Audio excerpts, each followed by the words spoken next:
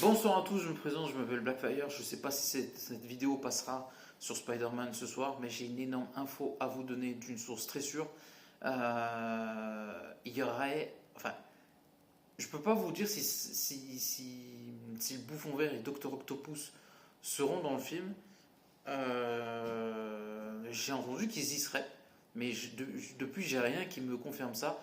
Mais on sait que déjà, ils seront dans le MCU. Donc, on peut euh, teaser le côté où c'est les personnages, en tout cas Norman Osborn ou Docteur Octopus, enfin Docteur Otto Octavius, pour être dans le film sans qu'on voit ni le Bouffon Vert ni Docteur Octopus.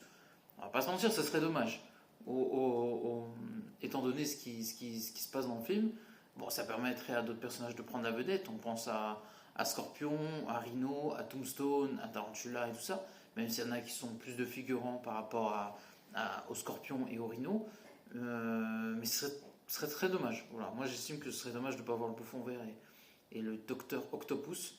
Mais en tout cas, ça confirme bien qu'il serait bien dans cette trilogie et éventuellement dans Spider-Man Brand New Day. J'ai un truc qui m'agace beaucoup. Comme vous le savez, enfin, vous le savez pas, parce que malheureusement, vous m'avez pas vu. Enfin, ma critique sur Friendly Neighborhood Spider-Man, elle date de longtemps, donc vous savez pas de quoi j'en pense. Moi, je trouve que cette série est moyenne. Alors, paradoxalement, c'est la moins pire série Disney. C'est compliqué à dire en vrai. Ça se joue entre ça et Ultimate Spider-Man. Mais Friendly Neighborhood retourne au Spider-Man un peu aux sources. Le problème, c'est que les méchants ne fonctionnent pas. À part le Scorpion qui était excellent, et à la limite, Lenny Tombstone, la manière dont ils l'ont fait, qui n'était pas inintéressante, le reste c'est nul. Norman Osborn est nul. En plus, il était noir, on lui a pas demandé d'être noir. Harry, j'en parle même pas, c'est une catastrophe. Il y a une femme, on sait pas d'où elle vient, on lui a même rien demandé. C'est le wokisme total. T'as Norman Osborn qui est noir, Harry qui est noir, une autre fille c'est une asiatique, l'autre c'est une indienne. On comprend rien, c'est n'importe quoi. Je vous jure que c'est vrai, c'est n'importe quoi. Mais Norman Osborn en noir, quand j'ai vu ça, mais j'ai trouvé ça tellement ridicule. Et j'aime beaucoup Tramel Tillman en fait. Et je sens que c'est lui qui va jouer le nouveau Norman Osborn Bouffon Vert. Ça m'agace. Ça m'agace. Vous pouvez pas savoir parce que en fait dans ma tête je vais être là. Et le problème en plus c'est que j'ai la prestation de William Dafoe dans la tête. J'ai le personnage tel que je l'ai connu. Voilà. Sur ces choses-là, je ne veux pas que ça change. Voilà, moi je suis un peu de la vieille école sur ça. J'estime que, ben je sais pas, par exemple, moi il y a un truc que je comprends pas. Tu mets un Norman Osborn noir, un Lincoln, un Tombstone blanc, ça n'a plus de sens. Non mais c'est vrai, c'est quoi le prochain Rocket Racer, ça va être un blanc. Je sais pas, moi le Rhino il va devenir noir. C'est ça qui m'agace en fait. Ça bouleverse trop de choses et c'est pas intéressant. Il y a des rôles moins importants. Après, on va dire que je suis raciste, mais c'est pas ça. Mais t'as des rôles, par exemple, quand tu changes certains personnages, on s'en fiche. Mais pas ça. Et en plus, c'est pareil pour les personnages qui sont noirs. Moi, Blade, il est noir. Black Panther, il est noir. Et il n'y a pas de changement. Voilà, pour moi, ça ne changera pas. Et c'est pareil pour les personnages blancs. Je sais pas, je trouve ça ridicule. Et du coup, en fait, en plus, vous savez ce qui m'énerve le plus dans cette nouvelle, parce que je sens que c'est ce qu'ils vont faire. C'est que qu'on appelle ça, à cause un peu des fans d'ailleurs, de certains fans qui ont apprécié plus ou moins la série, bah Marvel ils ont dit bah c'est quoi, on va prendre la direction de cette série et c'est pas bien parce que en plus vous savez ce qui est ironique, c'est que j'espère que j'espère que ce que j'ai entendu est faux, mais ce que je veux dire par là c'est que Brand New Day s'inspire de la série Spider-Man 94 qui est de la meilleure série pour moi de Spider-Man, voire même de Spectaculaire mais plus Spider-Man 94. Du coup, c'est cool. Tu dis, mais ouais, mais enfin, c'est ça qu'on veut, en fait. Et là, tu pars par la série qui est une des moins bonnes. Pourquoi? Pourquoi, Marvel? Vraiment, pourquoi? Faites pas ça. Vraiment, faites pas ça. Restez sur Spider-Man 94, mais faites pas ce que vous faites là. Friendly Neighborhood, qu'est-ce qu'on s'en fiche? Octopus est nul. En plus, j'aime pas. Franchement, j'ai vraiment pas envie qu'il y ait cette approche-là du Docteur Octopus. Dans Spider-Man 94, Spectaculaire Spider-Man, c'était réussi que ce soit Norman Osborn en Bouffon Vert ou Dr. Octopus, faites ça, mais faites pas Friendly Neighborhood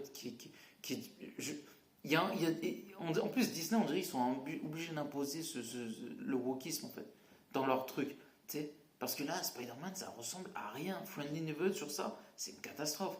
Et quand tu prends Spectaculaire Spider-Man, euh, Moi, la série des années 90, si quand même, dans les années 90, t'as des personnages métissés. T'as Robbie, t'as Randy Robertson, t'as l'inspecteur Lee, comment ça s'appelle? Il y a une autre femme aussi importante. Déjà, il y a beaucoup de femmes, mais il y a beaucoup de personnages importants et métissés. Voilà, bref. Euh, on a quoi d'autre? Gentil ou méchant d'ailleurs, soit dit en passant. Euh, mince. Spectacular Spider-Man, bah on a voilà Randy, Robbie, euh, comment ça s'appelle?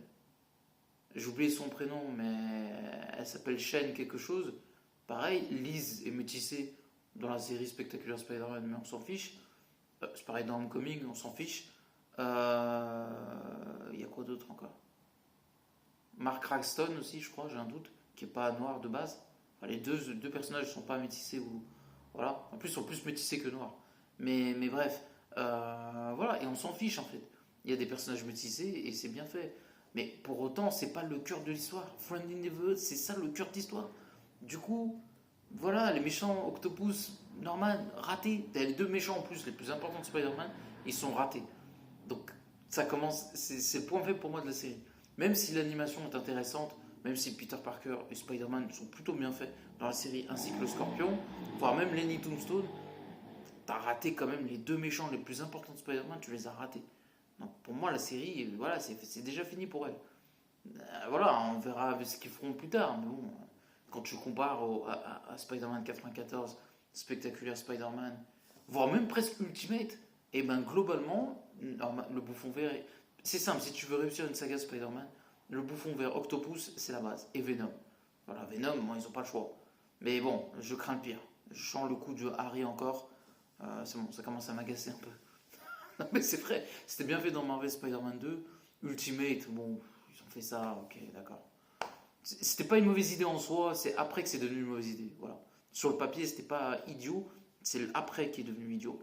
Et en plus, ça a empêché de voir Spider-Man en costume dans Ultimate. Ça, c'est un truc que tout le monde a occulté. Alors que c'est le truc le plus fondamental du personnage. Ça me fait rire quand on y réfléchit. Mais c'est pas grave. Donc, n'oubliez pas de commenter, liker la vidéo et à la prochaine. Ciao.